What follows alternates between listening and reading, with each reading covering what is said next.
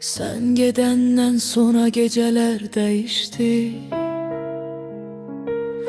Ayda evvelki kimi parlamır artık.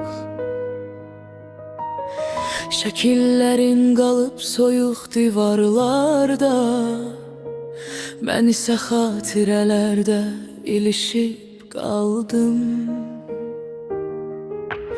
Bir dəfə qal desəydin getməzdim, dünyanı belə səssiz tərk etməzdim. Sən özgəyə güləndə anladım ki, bəzi sevgilər sadəcə yarım yazılır.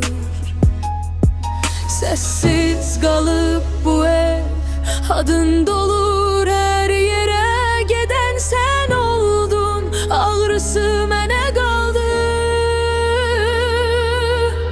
Mən səni unuda bilmədim, adını sildim ürəyimdən, alınmadı. Hər kəs keçər dedi bu sevgiyə, bir mənim içimdən keçmədi. Mən səni unuda bilmədim, gecədə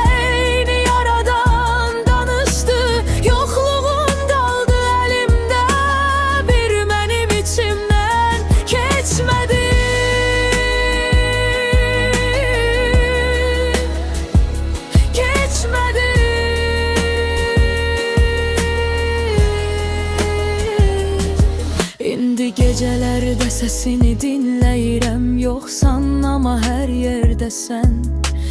Bir mahnı oldun ürəyimdə, bitməyən bir qaş kimisən. Hər addımım səni geri çağırır, hər küçə sanki adını pıçıldayır. Mən susuram, ürəyim danışır, səndən qalan nə varsa məni ağladır. Sessiz qalıb bu ev, adın dolur hər yerə. Gedən sən oldun, ağrısı mənə qaldı.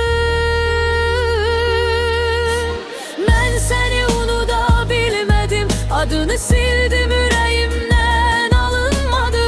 Hər kəs keçər dedi bu sevgiyə, bir mənim içimdən keçmədi. Mən səni unuda bilmədim, gecədə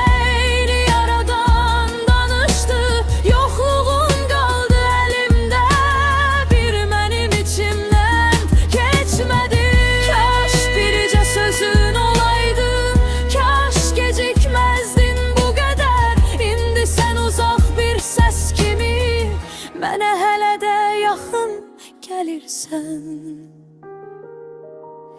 Mən səni unuda bilmədim, adını sildim ürəyimdən, alınmadı. Hər kəs keçər dedi bu sevgiyə, bir mənim içimdən keçmədi. Mən səni unuda